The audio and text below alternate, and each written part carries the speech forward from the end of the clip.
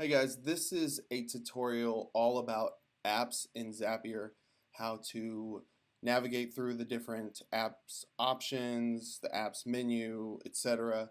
So you can find the apps menu to the right of the home option. When you click on it, as I already have, you can see that there are several apps with their icons populated below. These are all the apps that you have at your disposal to use to make zaps out of. If you look to the right, you can see that it's currently sorted by most popular. You can also sort it by alphabetical or recently added. Recently added apps are exactly how it sounds. They're apps that were recently added by Zapier. You can also filter by the top 100, premium, and finally specific industries. Oh, excuse me, upcoming, and then finally specific industries. Typically, you can just search for whatever app you're looking for using the search at the top of the page right here. So you could look up Google Sheets. You could look up, I don't know, Pipe Drive, and there they are, right? So that makes it a little bit easier. I highly recommend browsing the sort apps by options and the filter by category options from time to time. Zapier is really powerful. It's advantageous that you and your business obviously find options that make your life easier. I probably look through this once a week and I find new apps to check out all the time. As a side note, be aware that you may find some apps that either suck or won't work for your company, but all it takes is one new discovery to change the way you do business and create a significant amount of free time. So I highly recommend you do that whenever possible. So premium apps. Premium apps are exclusively available to users on paid plans.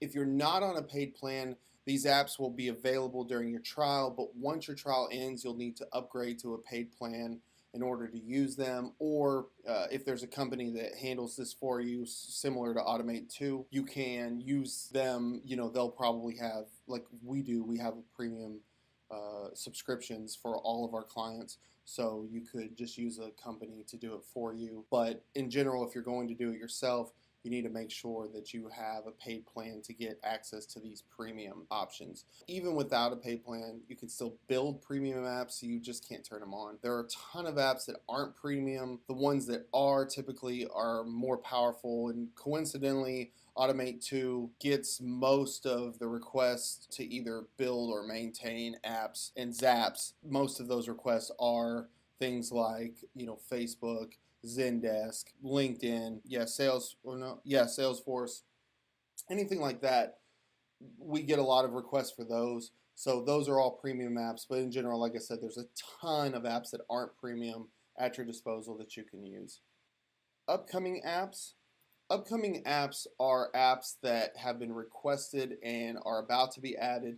This is also a good area to look for new applications to use, but be aware sometimes it takes a while for these apps to be officially added to the list of active ones.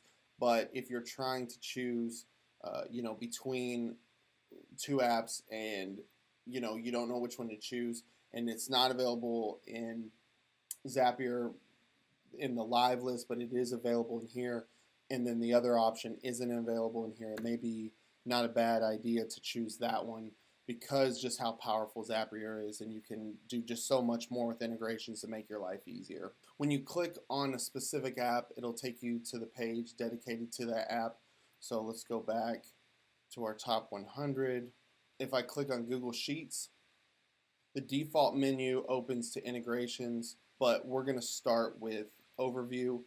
The overview is a great place to start. You can see the top headline reads Google Sheets, features, pricing, alternatives, and more. And that's a really good description of exactly what you're going to get from the overview page.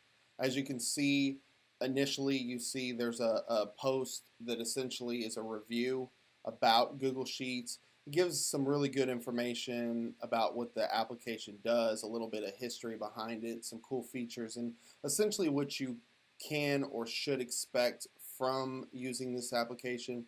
It's actually a lot more information than you would typically see a company provide, but Zapier really wants you to get a firm grasp on the power of these applications because they want you to use more and more of the applications they provide essentially to get you hooked on the company. So below that, you can see it says learn more about Google Sheets with our guides to Google Sheets advanced features. Basically, this information, there's tutorials. You see this is a free ebook. Then there's a few examples and just some different things that you can read on that gives you a better idea of the power of Google Sheets. And the same goes for any app that they provide to you. It just gives you a better idea of what you can accomplish, and maybe some cool tricks or tips to make your life easier with the application. Below that, you can see this is a smaller version of what you will see when we get to integrations, but this is basically what you can do with Google Sheets, the different applications that you can integrate with. So you can type through here and just see if there's an app that you want. Again, easy one to think of is Pipedrive. Pipedrive's available.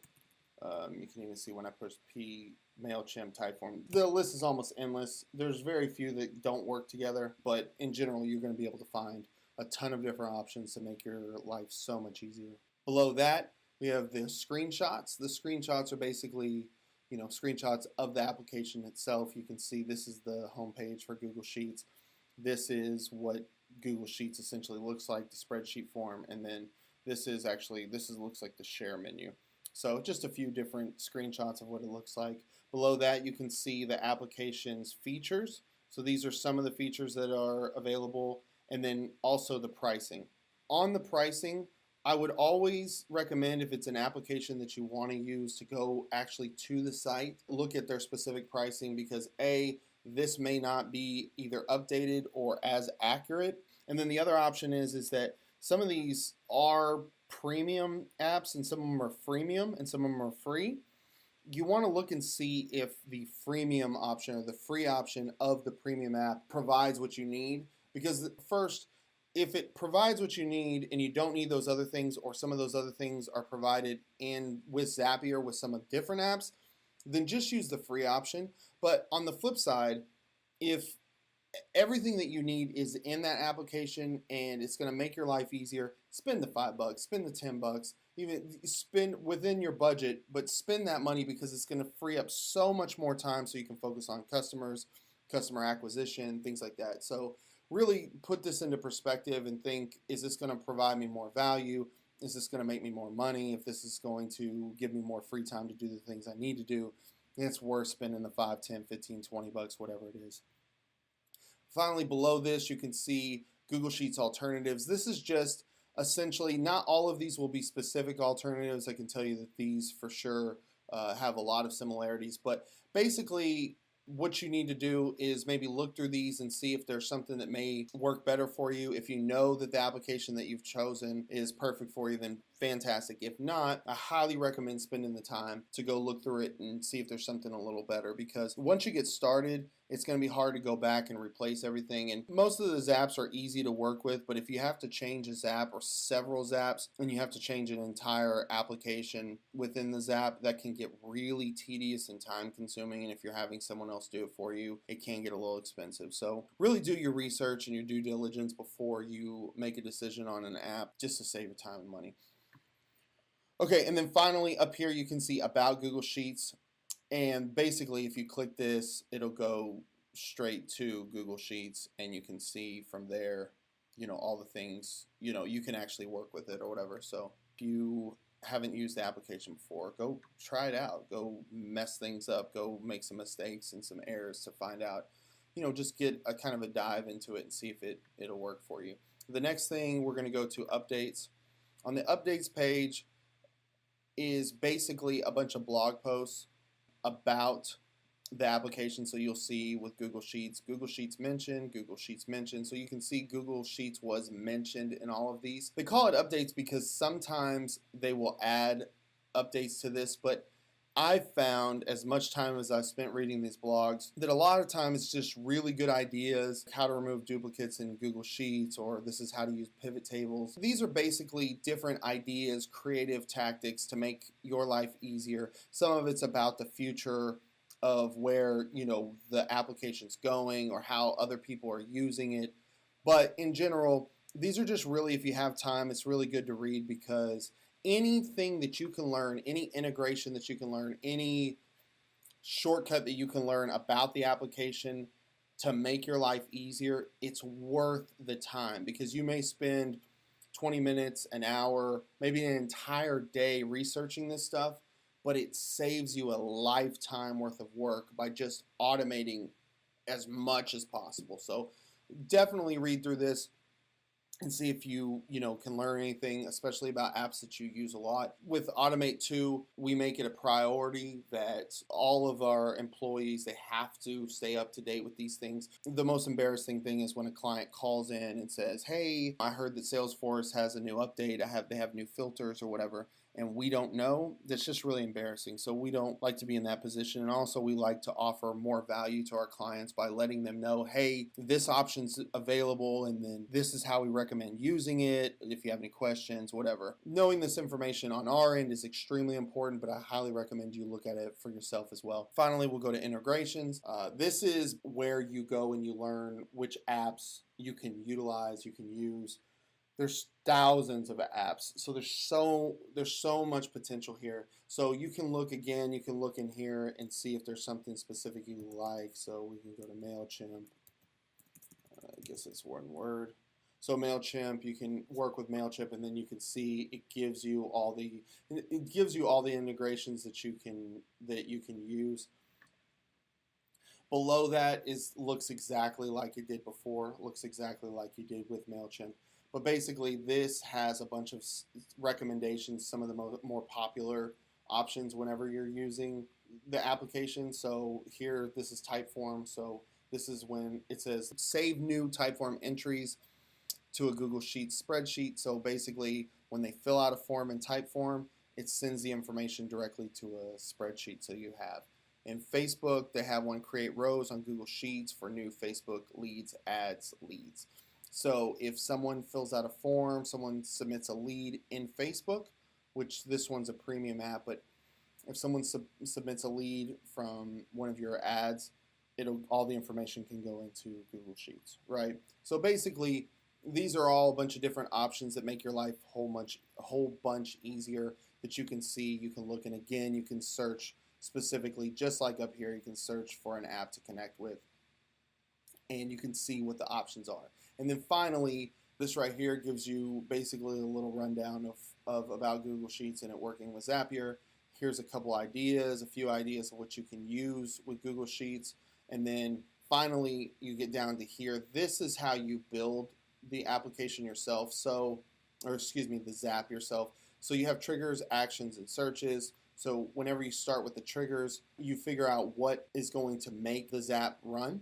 If there's a new or updated spreadsheet row, if there's a new worksheet, new spreadsheet row, new spreadsheet, if there's any of these things happen. So let's say you manually enter in a new spreadsheet row and you manually enter in some data. Okay, that's your trigger. When that happens in that specific sheet that you designate to start the Zap, then what'll happen is an action will happen that you choose.